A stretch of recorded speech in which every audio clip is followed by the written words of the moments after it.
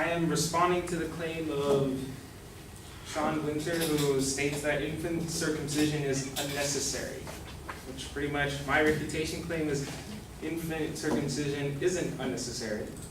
My opponent's secondary claims were foreskin imparts important sexual function, male circumcision is harmful, and causes a pointless cycle. My response to secondary claim number 1, sexual functionality isn't dependent on the foreskin. The claim proposed by the opponent is worded ambiguously with the word impart. According to the online free dictionary, the free dictionary, it can either give the meaning that the foreskin gives sexual function, shows sexual function, transmits sexual function, or that it communicates sexual function. Such claim doesn't make sense, not with any of the tenses of the word and the basic linguistics categories either. What the opponent might have tried to convey was that the foreskin imparts sexual pleasure, seeing as how his evidence dealt with the sensitivity and sliding motion of the penis. The coherence between his secondary claim and his evidence to back it up is illogical because the sexual function deals with coitus, which is a sexual reproductive function, and circumcision does not affect the reproductive functions of the penis. Now, response to secondary claim number 2, the harmfulness of male circumcision is exaggerated.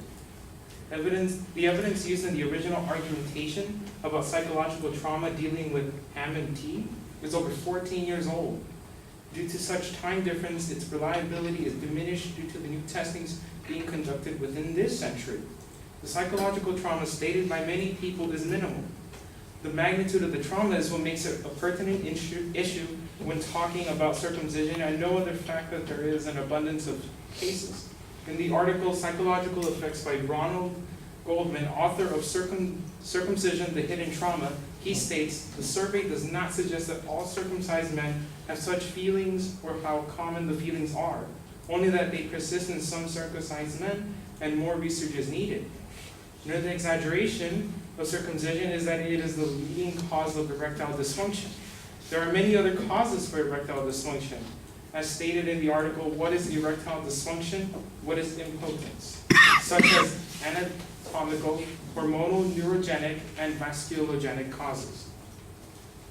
Response to secondary claim number 3, male circumcision isn't the cause of pointless cycles. The reasoning behind the claim of male circumcision causing pointless cycles is flawed, not explicitly though. The evidence used to back up the claim is the flaw. In today's world, there are many articles, online and in clinics, that inform about the risks and benefits on the practice of circumcision, which accounts for parents' knowledge about circumcision. There are even blogs created by parents to talk about the issues of circumcision. In the blog Informed Parenting on the topic of circumcision, it is stated that religion and father idealism isn't the only reason why some parents go through with having their sons circumcised, but also because they would be less likely to get a UTI, which is a urinary tract infection. With this stating, the main claim of the opponent, which was infant circumcision is unnecessary, pretty much is stated otherwise because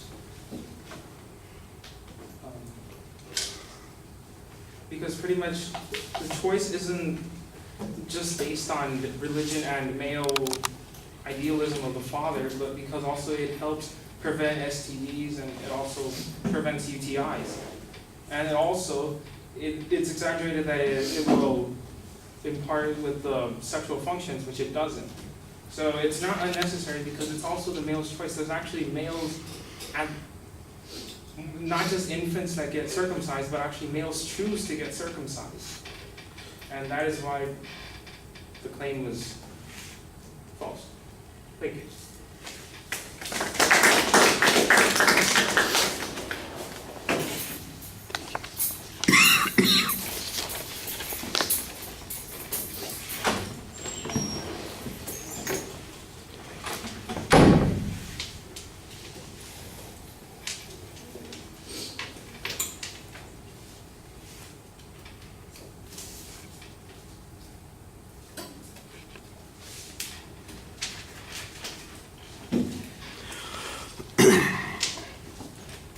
All right, the main proposition is listed. The secondary issues are outlined for us. You do a good job signposting as you get to each of those points. On the first point, I thought you had a good reasoning argument that says there's a difference between sexual function and sexual pleasure, and at best, the advocate's argument deals with the pleasure issue, not the function, since it doesn't affect reproduction at all. That might be splitting hairs a little bit to try and get the argument there. I do think that you need to maybe develop some response to the pleasure argument as well, because otherwise you're leaving an opening there for the respondent or the advocate to come back on if this were further debate. On your second point, I thought you did a pretty good job trying to diminish the significance of this, suggesting that it's not all that important, quoting from the advocate's own source that suggests that it's not all men, but some men that suffer this, and very few of them seem to be indicated.